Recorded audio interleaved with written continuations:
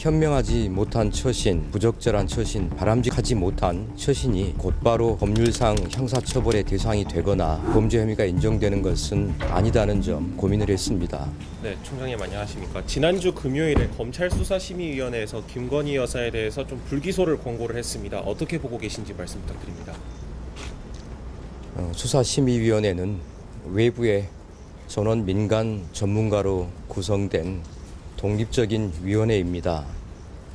저는 수사심의위원회의 구성부터 운영, 결정과 공보까지 일체 관여하지 않고 수사심의위원회에서 독립적으로 결정하도록 독립성을 보장을 했습니다.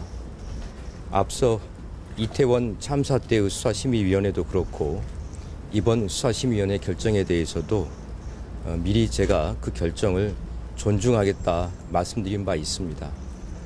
어떤 결정이 내려지든 간에 수사심의위원회의 외부의 민간 전문가들의 의견을 존중해서 사건을 처리하겠다 하는 마음은 이미 수사심의위원회 이전부터 여러분께 말씀드린 바 있습니다. 수심위 결론이 국민 법감정에 맞지 않다거나 면죄부 주는 거 아니냐 이런 비판도 나오는데 혹시 총장님 어떻게 생각하십니까? 대통령께서도 김건희 여사에 대해서 언론을 통해서 현명하지 못한 처신이라고 언급하신 것으로 알고 있습니다. 그러나 현명하지 못한 처신, 부적절한 처신, 바람직하지 못한 처신이 그것이 곧바로 법률상 형사처벌의 대상이 되거나 범죄 혐의가 인정되는 것은 아니다는 점, 두 가지 문제가 차원이 다르다는 점에서 저희들도 많은 고민을 했습니다. 그래서 검찰의 결론만이 아니라 외부 민간 전문가들의 수기를 거쳐야겠다라는 판단을 하게 된 것입니다. 국민들께서 보시기에 기대에 미치지 않았다고 한다면 그것은 모두 검찰총장인 제 지혜가 부족한 탓입니다. 다만 외부 전문가들의 의견에 대해서는 우리가 존중해 줄 필요가 있다라고 생각을 합니다.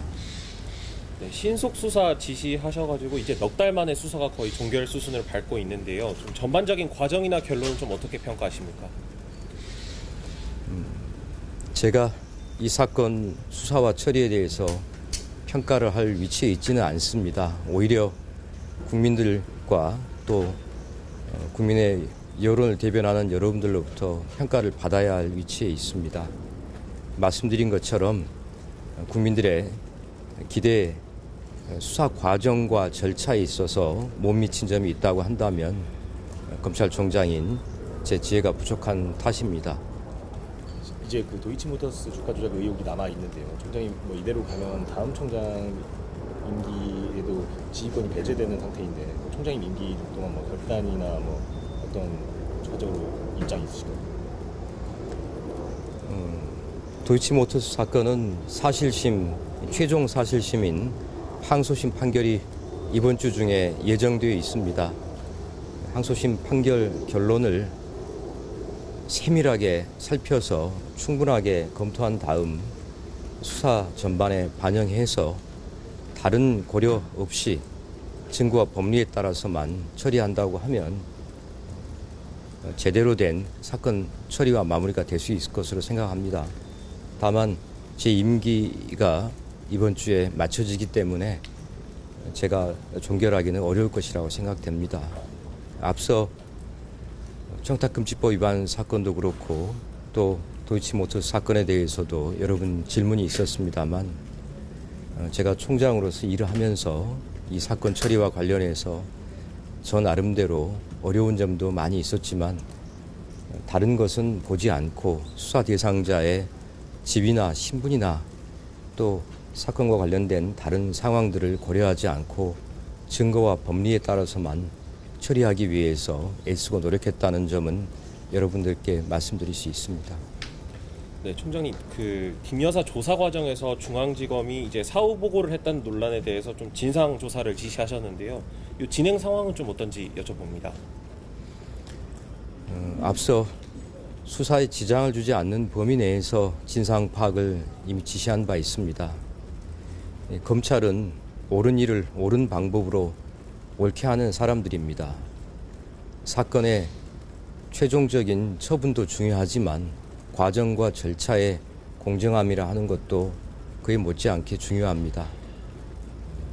사건의 진행 과정, 수사의 진행 과정에서 절차나 과정에 문제점 없었는지 짚어보고 그리고 문제점이 있었다고 한다면 그런 문제점이 다시는 되풀이되지 않도록 이 상당한 진상 파악과 조치가 이루어질 것입니다. 총장님, 검찰 그 내외부에서 이 수심위를 좀 폐지해야 된다 이런 목소리도 좀 나오고 있는데 뭐 메일도 받으셨다고 이런 거에 대해서 어떤 입장이십니까? 검찰에 미리 마련되어 있는 제도를 모든 제도를 이번에 다 활용해서 썼습니다. 수사심의위원회의 구성과 운영과 진행 상황 또 결정 공보까지 일체 관여하지 않았습니다. 저는 지금도 수사심의위원회 어떤 분이 선정되었고 누가 수사심의위원회를 진행했는지도 거기에 참여했는지도 알지 못하고 일체 보고도 받지 않겠다고 했습니다. 수사심의위원회에서 누구를 불러서 물어볼지 또 어떤 자료를 요구할지 하는 것도 모두 수심위의 결정과 의결에 따라서 저희들이 지원만 하도록 했습니다. 그것이 규정에 합당한 것이고 또 뿐만 아니라 공정한 것입니다. 어떤 과정과 절차를 다 거치고 나서 내 결론과 내 뜻에 맞지 않다고 해서 그 과정과 절차를 모두 없애야 된다, 무시한다라고 하면 그러면 법치주의나 우리가 수사를 진행하는 또 사건을 처분하는 과정과 절차에 대해서 미리 정해둔 절차는 의미가 없게 됩니다. 조금 부족하다고 판단이 되실 수 있겠습니다만 서로 상대 진영이나 상대 정파에서 일어난 일이라고 한다면 어떻게 반응할 것인지 하는 것도 다시 한번 생각을 해보고 우리 사회에서 논란의 소지가 더는 없도록 매듭지어야 된다 생각합니다. 또 수심위 결론에 대해서 다시 한번 또 존중하겠다는 말씀을 드리고 저 개인적으로는 차제의 이번 기회에 공직자의 배우자에 대해서도 법령을 정확하게 보완하고 미비한 점을 정비를 해서 더 이상 사회적인 논란의 소지가 없도록 입법을 충실하게 정리하는 것이 필요하다는 생각을 하고 있습니다. 예, 이상 마치겠습니다.